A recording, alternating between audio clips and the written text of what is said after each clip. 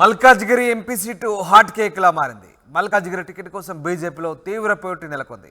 Ticket రేసులో ఏకంగా 7 నేతలు ఉన్నారు. టికెట్ కోసం ఎవరికి వారు లాబింగ్ చేస్తున్న పరిస్థితి కనిపిస్తూ ఉంది. ఈటల రాజేందర్, మురళీధర్ రావు, చాడా సురేష్ రెడ్డి, పన్నాల హరీష్ రెడ్డి, కూన శ్రీశైలం గౌడ్, కరుణ గోపాల్, మల్క కొమరయ్య మధ్య టికెట్ పోటీ నెలకొంది. నేతల మధ్య టికెట్ పోటీతో అధిష్టానంలో గందరగోళం నెలకొంది. ఎక్కువ మంది ఆశావాహులు ఉండడంతో ఎవరికి టికెట్ కేటాయించాలో బీజేపీ అధిష్టానం గందరగోళం నెలకొంది. అధిష్టానం కొత్త తలనొప్పులు తయారయ్యాయి. ముఖ్యంగా మల్కాజ్గిరి సీటు హాట్ కేక్లా మారడంతో అందరి దృష్టి మల్కాజ్గిరిపై పడింది. మల్కాజ్గిరి నుంచి పోటీ చేసేందుకు ఉవ్విళ్ళూరుతున్న పరిస్థితి కనబడుతోంది.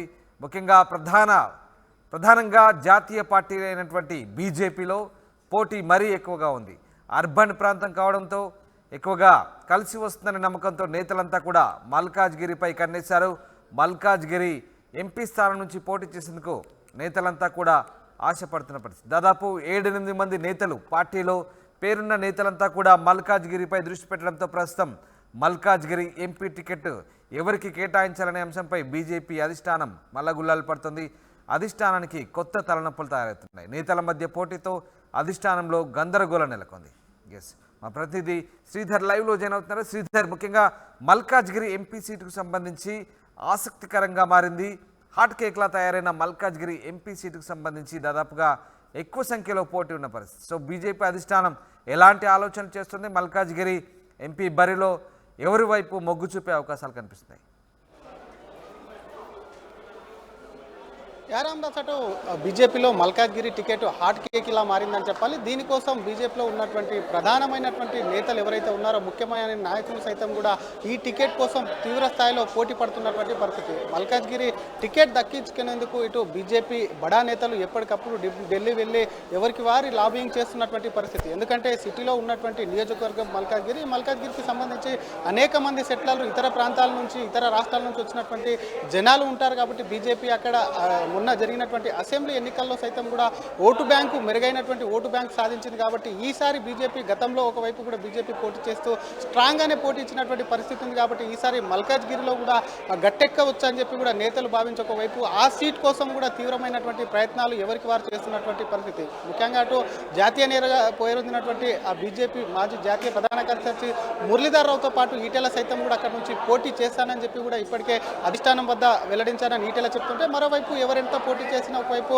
మురళీధర్ రావు తనకే టికెట్ వస్తుందని చెప్పి కూడా ధీమా వ్యక్తం చేస్తున్నటువంటి పరిస్థితి. వీళ్ళతో పాటు ఒకవైపు మాజీ ఎంపీ 2 సార్లు ఎంపీగా పనిచేసినటువంటి చాడా సురేష్ రెడ్డి సైతం ఇప్పటికక్కడ పనులు చేసుకుంటూ వెళ్తున్నారు. వివిధ కార్యక్రమాల్లో చురుగ్గా పాల్గొంటున్నారు. అలాగే బండి సంజయ్కి సంబంధించినటువంటి పాదయాత్ర విడత అక్కడ మల్కాజ్గిరి కాన్ఫరెన్స్లో జరిగినప్పుడు మొత్తం తానే చూసుకున్నాను కాబట్టి తనకు కూడా టికెట్ వస్తుంది, ఈ విషయాన్ని అధిష్టానం వద్ద వెల్లడించానని చెప్పి కూడా చాడా ఒకవైపు కూడా ధీమా వ్యక్తం చేస్తుంటే, మరొక నేత అటు బీజేపీ మేడ్చల్ అర్బన్ జిల్లా అధ్యక్షుడిగా ఉన్నటువంటి పన్నాల హరీష్ రెడ్డి సైతం కూడా టికెట్కు తీవ్ర ప్రయత్నాలు చేస్తున్నారు. ఒకవైపు రెడ్డి సామాజిక వర్గం, రెడ్డి డామినేషన్ ఉన్నటువంటి మల్కాజ్గిరి పార్లమెంట్లో తను స్థానికుడిని, ఇక్కడనే ఉన్నాను కాబట్టి తనకు ఉన్నటువంటి సమస్యలు, ఇక్కడ ఉన్నటువంటి పార్లమెంట్ సమస్యలు తెలుసు.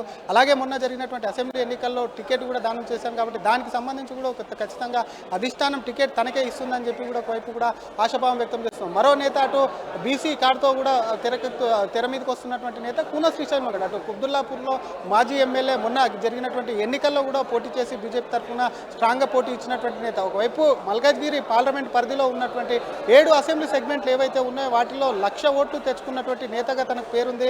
మల్కాజ్గిరి పార్లమెంట్ పరిధి మొత్తం తను గుర్తుపడతారు కాబట్టి ఖచ్చితంగా టికెట్ తనకే ఇవ్వాలంటూ కూడా ఇప్పటికీ అధిష్టానం వద్ద తనకు సంబంధించినటువంటి బయోడేటా ఇచ్చినటువంటి పరిస్థితి.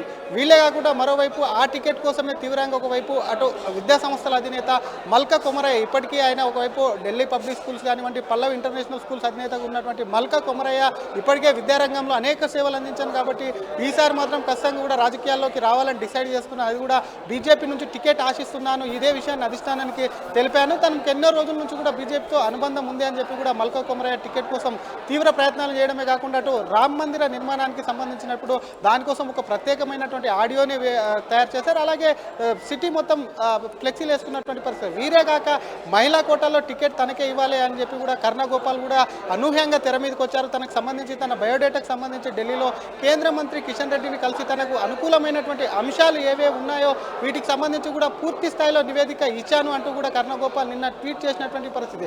ఇందాక చెప్పుకున్నటువంటి నేతలు ఎవరైతే ఉన్నారో 7 అందరూ కూడా చెప్పుకోదగ్గ పేరున్నటువంటి నేతలే ఉన్నారు కాబట్టి వీరికి సంబంధించి వీరితో పాటు మరికొంతమంది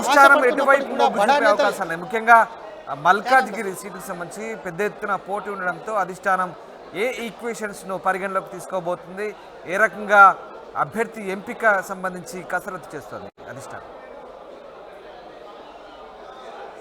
రామ్దాస్ డెఫినెట్గా మల్కాజ్గిరికి సంబంధించి సామాజిక కోణం అన్ని తీసుకొని ఒకవైపు కూడా ఎవరికి టికెట్ ఇస్తే బాగుంటుంది, ఎవరు అక్కడ గెలుపు గుర్రాలని చెప్పి కూడా ఈ మల్కాజ్గిరి పార్లమెంట్ టికెట్ కోసం అప్లికేషన్ చేసుకుంటున్నట్టు నేతలు ఎవరైతే ఉన్నారో వీరందరినీ పరిగణలోకి తీసుకొని ఒకవైపు కూడా అభ్యర్థిని ప్రకటించే అవకాశం ఉంది. ఇప్పటికి ఒకవైపు బీజేపీ ఒక వారం రోజుల్లోనే 8 నుంచి 10 సీట్లు ప్రకటించడానికి అవకాశం ఉంది. దాన్ని మల్కాజ్గిరిలో కూడా ఎక్కువ పోటీ ఉన్న నేపథ్యంలో అది కూడా బడా నేతలే కాబట్టి ఎవరికి టికెట్ ఇవ్వాలనే తలనొప్పి అనేది మొదలైంది. దీనిపైన పూర్తి స్థాయిలో కూడా ఒకవైపు కూడా పరిశీలన చేయాలి, దీనికి సంబంధించినటువంటి రివ్యూ చేపట్టి టికెట్ ఇచ్చే అవకాశాలు అయితే కనిపిస్తుంది. దానికోసమే మొదటి లిస్టుకి సంబంధించి కూడా ఒకవైపు మల్కాజ్గిరి టికెట్ను ఆపే అవకాశాలు కూడా స్పష్టంగా కనిపిస్తున్నాయి. మొదటి విడతగా ప్రకటించే సీట్లలో కూడా మల్కాజ్గిరికి సంబంధించి పూర్తి స్థాయిలో ప్రకటించే అవకాశం లేదని నేతలు అయితే చెప్తున్నటువంటి పరిస్థితి. ఎందుకంటే ఇందాక చెప్పుకున్నటువంటి నేతలు కాకుండా ఇతర నేతలు సైతం కూడా టికెట్ కోసం పట్టుబడుతున్నారు. అర్బన్ ప్రాంతంలో బీజేపీ స్ట్రాంగ్గా ఉండడమే కాకుండా గతంలో బీజేపీ అక్కడ మెరుగైనటువంటి ఓటు బ్యాంకు గత పార్లమెంట్ ఎన్నికల్లోనూ సాధించింది. అలాగే మొన్న జరిగినటువంటి అసెంబ్లీ ఎన్నికల్లో 7 అసెంబ్లీలో కూడా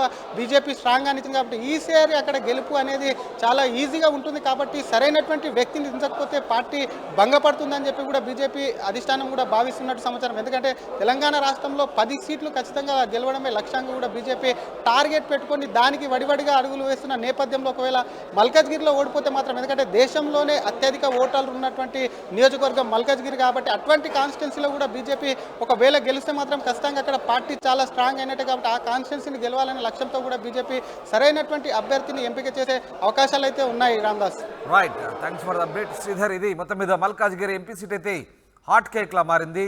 ఇటు బీజేపీలో కూడా మల్కాజ్గిరి టికెట్ కోసం తీవ్ర పోటీ నెలకొంది. ఏకంగా 7 నేతలు టికెట్ కోసం పోటీ పడుతున్నారు. ఎవరికి వారు లాబింగ్ చేస్తున్న పరిస్థితి.